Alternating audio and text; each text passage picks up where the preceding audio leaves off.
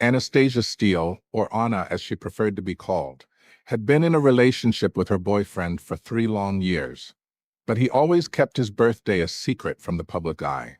That fateful night, he was seen embracing a woman from a matching elite family, casually dismissing Anna and her feelings as just a fling. A week later, the city's most powerful billionaire CEO, Christian Grey, made a high-profile live stream proposal to her, kneeling with devotion in front of the world. On that same day, her ex stood on the bridge over the river, live streaming his threat. If she accepted the proposal, he'd jump. He thought that would sway her back to him, but she extended her hand to Christian, accepting with a firm "I do." The splash echoed as he hit the water, but Anna's heart had already moved on. Today marked her ex's birthday, and as his girlfriend at the time, Anna had prepared gifts and surprises meticulously.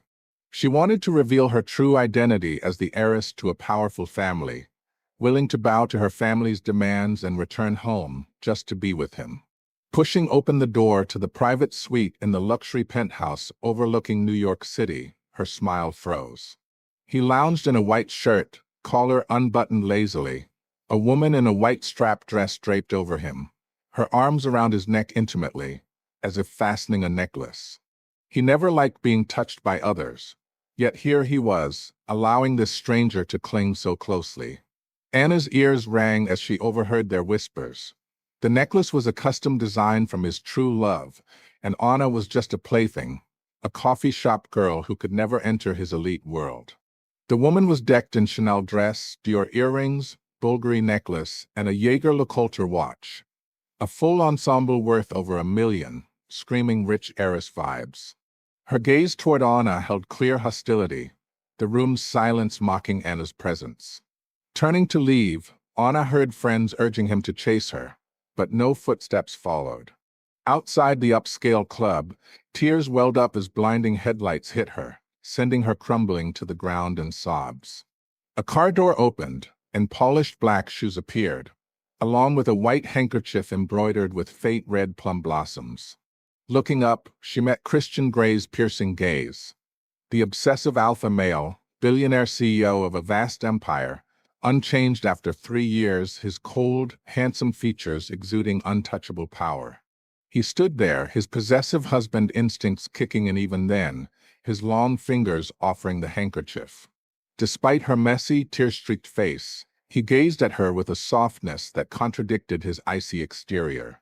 She rose, shaking her head, embarrassed to encounter this old acquaintance in such a state. 3 years ago, her family had pushed for a marriage of convenience to the Grey family, rumors swirling of Christian's violent temper and anger issues. As the least favored daughter, Anna was the one sacrificed, but she refused the forced marriage, leading to her exile from the family.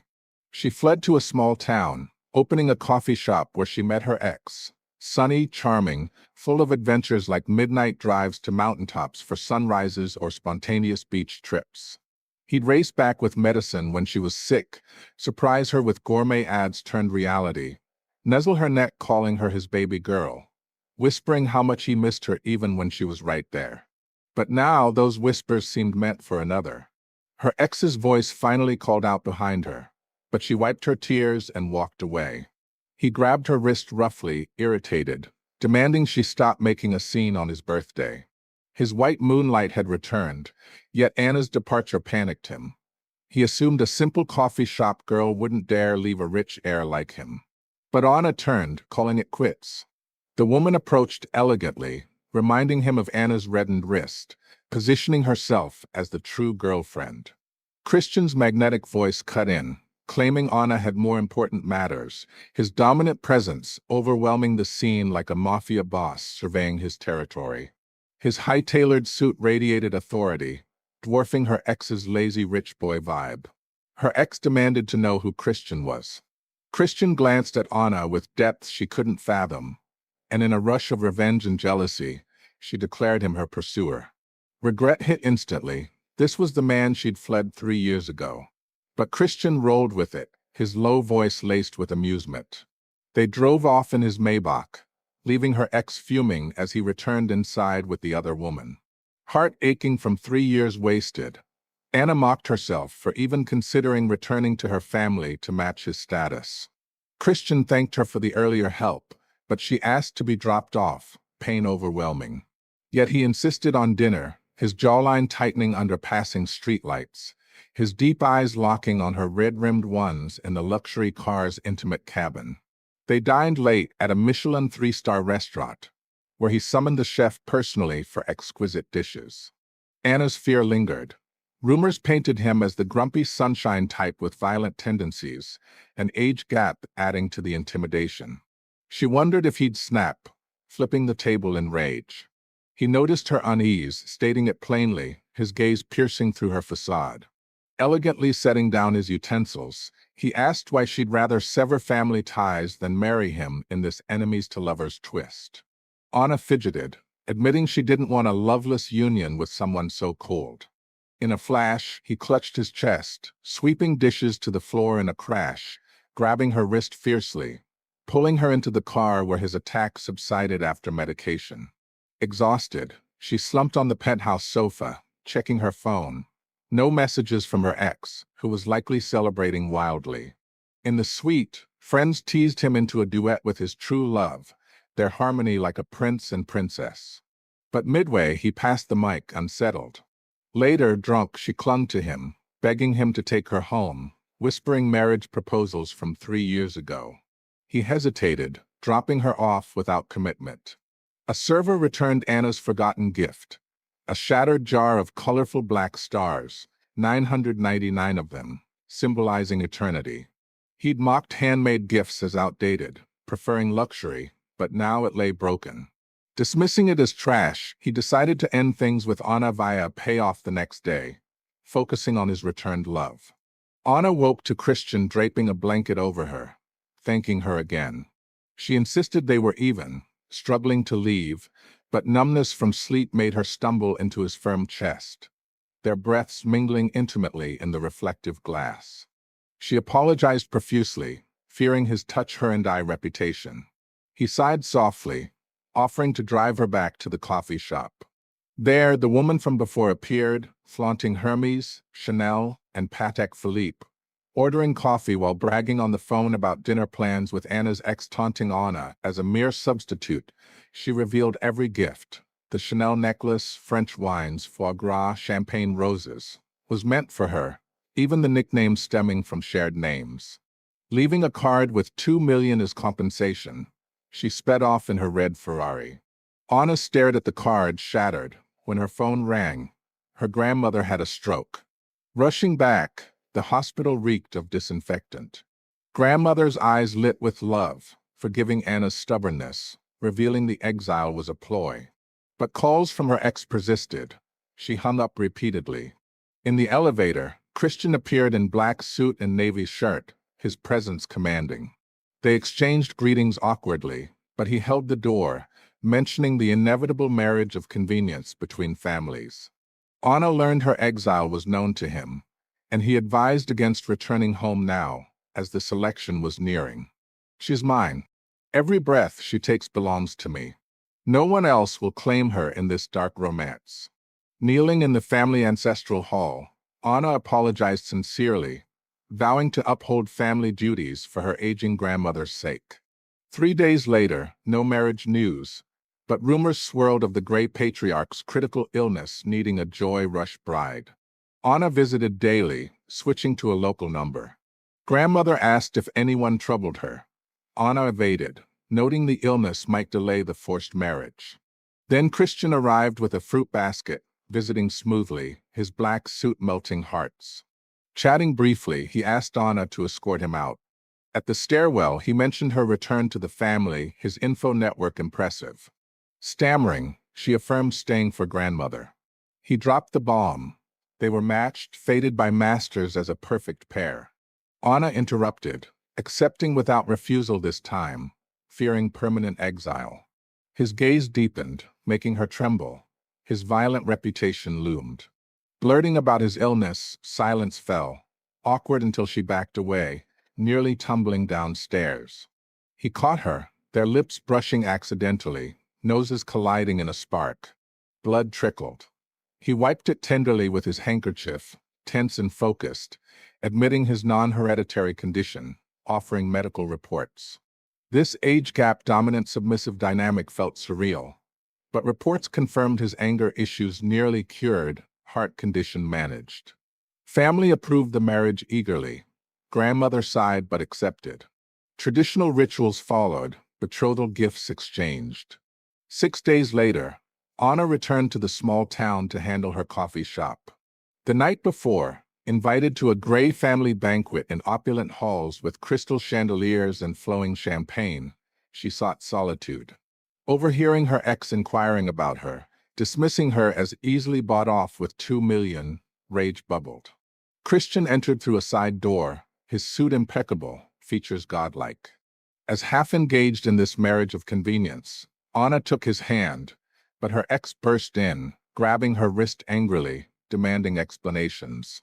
Christian's voice iced over, commanding release, his mafia boss aura summoning bodyguards. Anna pleaded for a private chat, leading to the garden under lamplight. Shadows intertwined, but realities diverged. Her ex's eyes reddened, asking why.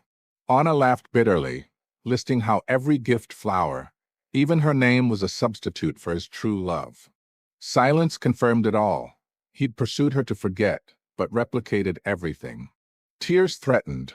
She declared her engagement, revealing her heiress status. He scoffed, impossible.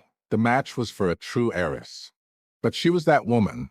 At the banquet, Christian stayed glued to her side, as if guarding his possession in this enemies-to-lovers tale. Anna assured him she wouldn't flee. He asked if she needed a proposal, his eyes unreadable. She shrugged casually.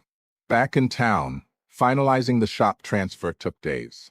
Through the window, memories of her ex flooded, but Christian appeared, striding in elegantly.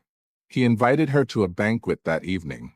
Her ex arrived, stumbling from his sports car, eyes panicked at the for sale sign, begging forgiveness, claiming he'd fallen for her unknowingly. Anna dismissed him calmly. Love built on lies was doomed. With Christian, she left. The banquet venue was a rooftop paradise, familiar from past parties with her ex texting Christian she'd arrived, no reply. Her ex called, reminding her it was his lunar birthday, forgotten amid chaos. Christian emerged, pulling her aside as her ex roared on the line about still being together. Anna ended it firmly, breakup. Christian's hand trembled slightly, clammy, perhaps nerves or his condition. She asked if he needed meds, he declined. Her ex's friend called. He'd drunk half a bottle, threatening suicide. Elevator dinged to a floral wonderland, petals, balloons, a proposal setup. Christian knelt amid it all, eyes devout, as if this forced marriage was pure love. Drones lit the sky in heart patterns, broadcasting to the city. Her ex's threat echoed from nearby phones. If she accepted, he'd jump. But Anna extended her finger for the 10-carat diamond, saying yes. Splash below, but he was rescued, family furious, cutting him off. The proposal went viral, Anna officially engaged. Shop sold to a coffee lover, pleasing her.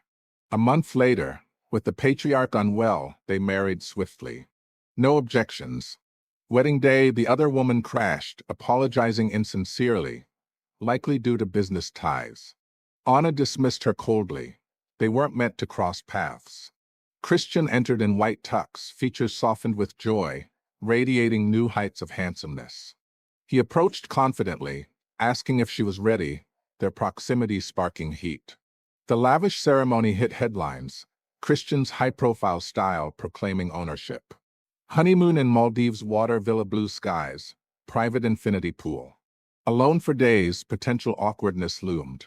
Wedding night exhaustion led to innocent sleep. But now, he embraced her from behind by the pool, chin on her neck, hands roaming her waist possessively. Turning her, breaths mingled under romantic lights, his kiss ignited passion. Tension built. He whispered they were legal, his dominant touch exploring. You're mine, baby girl. Mine to ruin, mine to cherish. No one else touches what's mine. Sheets wrinkled in ecstasy, bodies uniting in a mix of pain and wonder. Surprise hit. He was her first, and shockingly she his. Silence followed. She pondered a marriage pact for facades, but he narrowed eyes dangerously, rejecting play. Producing the embroidered handkerchief, he revealed their past 15 years ago. His anger uncontrolled, he'd run off, injured, meeting 10-year-old Anna who'd bandaged him with her mother's scarf. Fever later erased her memory. His mother passed soon after. He hugged her, murmuring not to fear. He was nearly cured. Post-wedding, patriarch recovered. Family called Anna lucky. She reopened a coffee shop. Christian bought and gifted it next day. A year in, no pregnancy worry at all. Patriarch urged checks. Christian refused, taking blame. Revelations he defied family for her, exiled abroad to build power, returning only when ready. Rumors of his illness were unchecked to fend off other suitors. His obsessive alpha male love was real, from that childhood promise. She'd giggled he'd marry her when grown. Memory flickered young her beaming at good brother. He embraced, kissing her features, love overflowing. She hugged back, tears welling. Finally believing his possession stemmed from deep affection. Later, she teased if he'd feared her marrying another.